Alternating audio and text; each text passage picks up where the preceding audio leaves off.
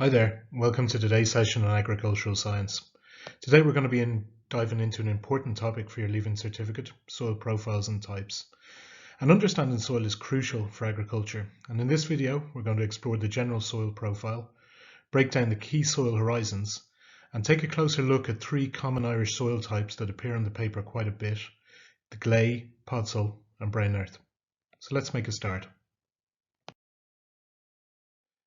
The picture we have here shows a typical soil profile, and it consists of several layers or horizons, each with different characteristics.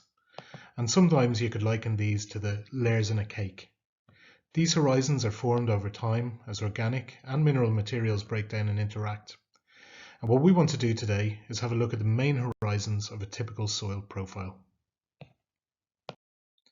At the surface, we have the O horizon. This layer is rich in organic material, mainly sort of plant debris, and it's very important for soil fertility and also for nutrient cycling that we'll look at in another chapter. Beneath that then we'll find the A horizon, also called the topsoil. This is where most of the plant roots are found and where organic matter mixes with minerals, creating a nutrient-rich layer that's really vital for plant growth. Moving deeper, we come to the B horizon, or sometimes called the subsoil. This layer has fewer organic materials, but it can be rich in minerals like clay and iron, and these have often leached down from the upper layers. Particularly in a country like ours where we've got very heavy rainfall, they dissolve in that water and wash down. And finally at the base we come across the C horizon, which consists of weathered parent material like broken up rocks, gravel. And finally at the very bottom of it all we have the R horizon, or the bedrock, which is the unweathered rock beneath it all. These layers together form a complete soil profile for us, and understanding how these layers are made up, the minerals we find in them, is key to knowing how that soil will support plant growth and ultimately crop growth and how much we can get a yield from it. So we're going to take a closer look at some of the specific soil types, and we're going to start with a clay soil. And clay soils are found in areas with really poor drainage and probably high average rainfall. And these soils would sort of predominate along the west coast and parts of the northwest as well. And the soils, as I mentioned, are characterized by waterlogged conditions. And you'll often notice in the B horizon here that there's sort of a mottled grey or blue colouring, in the subsoil.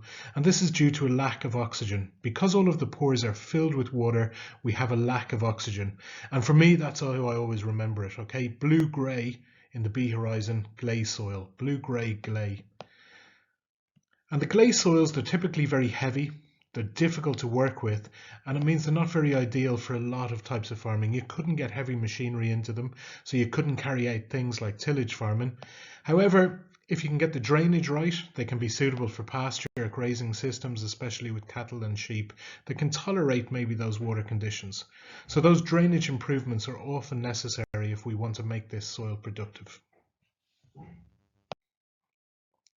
Next we have podzol soils, which are found in areas with heavy rainfall and often under coniferous forests. Sitka spruce are a sort of predominant forest that were planted in Ireland in the late 80s and early 90s, and we'll see a lot of these in the northwest and western seaboards of the country, and often in poorer soils. The soils are acidic, which means they're not great for crop growth, and they've got this distinctive ash grey or bleached horizon, A horizon, and an iron-rich B horizon beneath. And podzol, it actually comes from a Polish word meaning white ash. So think of that A horizon where it's very bleached in colour because all of the minerals have leached out and they accumulate in this B horizon here to form an iron pan. Now this iron pan is completely impermeable to water. So because the water can't get down through it, the soil above becomes waterlogged. And the only way we can really break that up is using a thing called a subsoiler. So this subsoiler would go on the back of the tractor, it's dragged through the soil, it breaks up the iron pan and it allows that water drain away. Due to the high acidity that we mentioned earlier on, this leads to low fertility. They aren't really any use for arable farming. However, throughout the country, as I mentioned previously, they support forestry enterprise, particularly coniferous species like pine and spruce thrive in these conditions, and in some parts of the country they'd also be used for rough grazing for sheep. Finally, we come to a brown earth soil, one of the most fertile, versatile soil types in Ireland.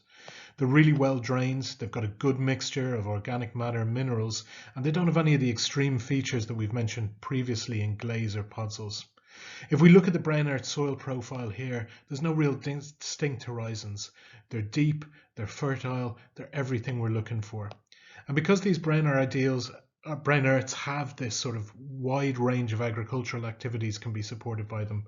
They can support tillage, farming, pasture, forestry, whatever you want. Because of the balanced nature, they're found in areas of intensive farming, so we particularly see them down around the east coast and in parts of the Midlands, where we can grow anything, crops like cereals, potatoes, vegetables, all of these, as well as making really good grassland and tillage land. So the brown earth is your ideal soil type. So we've seen with the clay, with the podzol, with the brown earth, they all have different potentials based on how they're made up. Brown earths, as we mentioned, are really versatile. They can be used for anything, any sort of farming enterprise, crop production. Glaze, we might only be able to use them for a bit of extensive grazing, and that would be particularly down to the drainage and getting that right. And podzols, because of that acidic nature of them, probably only things like coniferous forest growing there. So the soil type is really important to how we can use it in an agricultural sense.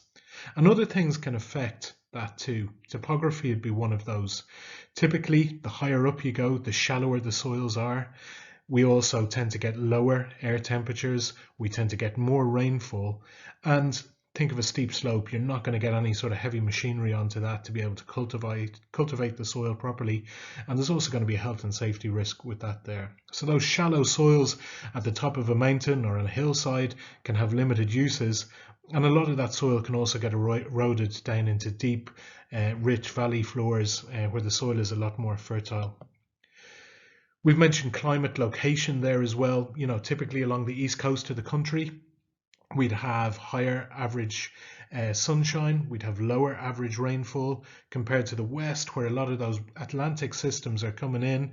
It tends to be colder, it tends to be wetter, it tends to be windier, and this again can have a huge effect on what type of agricultural enterprise we see.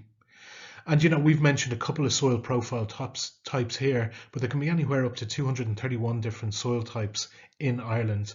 And each of those have their unique characteristics and are particularly suited potentially to a different farming enterprise. But having a general overview of these, as I mentioned, on the East Coast, we'd get a lot of cereal crop production, really suitable for arable production. As we get down through the Midlands on some of the limestone soils around Kilkenny and places, really good livestock land, okay, good land for grazing, and particularly as we get down into Munster, good land for dairy production. Serious grass production goes on there that makes the dairy enterprise really suitable. And you can see in areas of the west coast there, more mountainous regions, we probably have fairly extensive sheep and cattle grazing.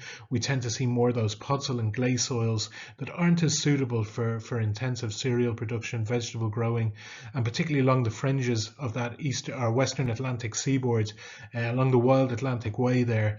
Think of the real mountainous areas and regions there, probably a bit of sheep farming, mountain sheep farming and uphill sheep production are all that we'd see in those areas there. So to recap, today we've explored the general structure of a soil profile and examined 3 of the common Irish soil types that we come across in the exam. A clay, remember that blue-grey clay. Podzol, that word meaning white ash because we get the bleached horizon and it comes down to that iron pan. And that brown earth, that ideal soil type that's really deep, that's really fertile, and we can get any sort of enterprise going on that there. Each of the soils has its own unique features, and knowing what agricultural enterprise they're suited for is essential for us to make informed land management decisions. I'd urge you now to have a go at the knowledge check, see where your knowledge is at and your learning is at, and if needs be, come back to this video to recap on a few points. Best of luck.